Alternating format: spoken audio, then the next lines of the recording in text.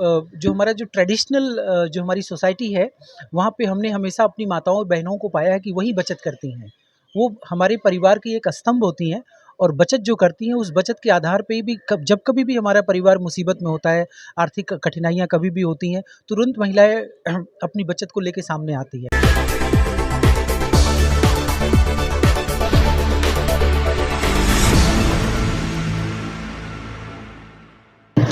Hi everybody, this is Sumitra और मैं interview करने जा रही हूँ संतोष मिश्रा सर को, who is CEO of Vashishtha Capital and based pan India. Actually today we have met in new Delhi.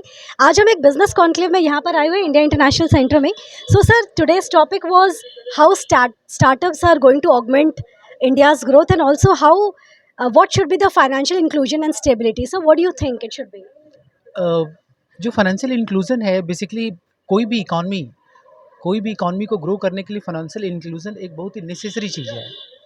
तो यहाँ पे जब तक आप अनबैंक्ड या अनप्रिविलेज्ड लोग हैं, यदि आप उनको बैंकिंग सिस्टम से उनकी सेविंग्स और इन्वेस्टमेंट को चैनलाइज नहीं करेंगे, तो इकॉनमी का पार्ट नहीं बनेंगे और फिर इकॉनमी ग्रो नहीं करेगी।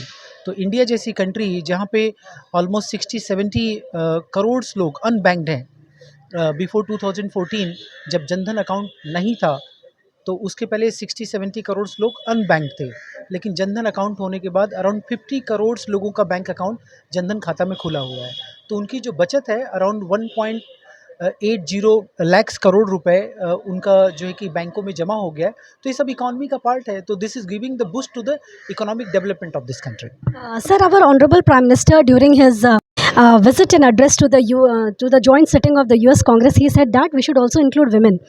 ऑल राइट, मुझे ऐसा लगता है कि इंडिया में विमेन को हमने बहुत सारे सेक्टर्स में इंक्लूड किया है, लेकिन तब भी ऐसा क्यों है कि विमेन फील कि फाइनेंस उनका एरिया नहीं है? मुझे भी ऐसा लगता है मेरा एरिया नहीं है। नहीं, ऐसा नहीं है। हमारा हमारा जो ट्रेडिशनल जो हमारी सोसाइटी है, वहाँ पे हमने हमेशा अपनी माताओं और बहनों को पाया है कि वही बचत करती हैं।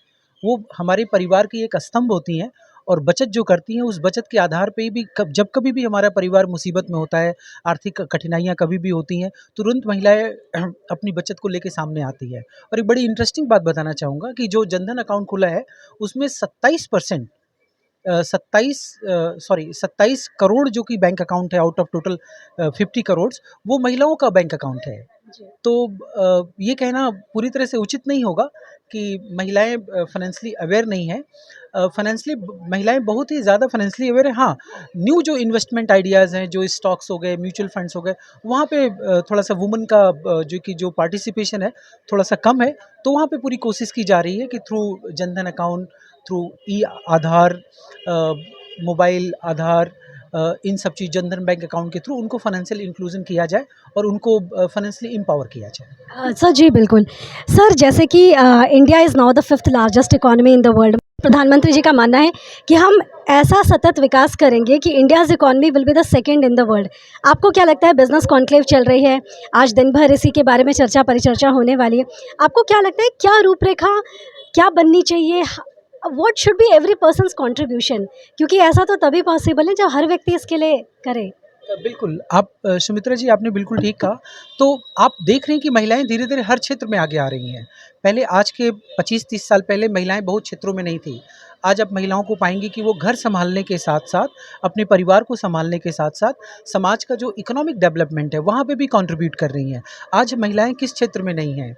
महिलाएं चाहे सेना में हो, डिफेंस सर्विसेज में हो, एजुकेशन में हो, बिजनेस में हो, एडवोकेसी में हो, ब्यूरोक्रेसी में हो, महिलाएं हर जगह हैं। बिजनेस में भी इंडिया में ढेर सारी ऐसी महिलाएं हैं जिन्होंने एंटरप्रेन्योरशिप का रास्ता चुना है।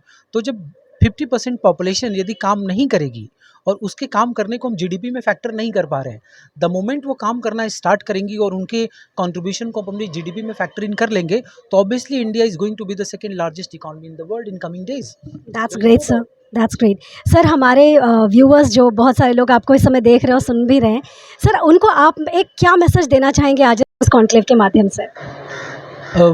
मैं आपके व्यूअर्स को ये संदेश देना चाहूँगा कि वो फाइनेंस के बारे में थोड़ी बहुत अंडरस्टैंडिंग डेवलप करें। फाइनेंस एंड फाइनेंशियल सर्विसेज या फाइनेंस एजुकेशन जो है हमारी कुरिकुलम का पार्ट नहीं है। तो हमारे कुरिकुलम का पार्ट नहीं होने की वजह से बहुत से लोगों को एक अंडरस्टैंडिंग नहीं होती, और तो स्कूल को चाहिए कि वो अपनी कुरिकुलम का पार्ट बनाएं और लोगों को फाइनेंशियल अवेयर करें। आप जब तक ये चीज़ नहीं हो पाती, आप खुद अपने से इंटरेस्ट लीजिए, फाइनेंशियल चीज़ों को समझने की कोशिश कीजिए, फाइनेंशियली अवेयर अपने आप को कीजिए कोई भी फाइनेंशियल इन्वेस्टमेंट का डिसीजन लेने के पहले।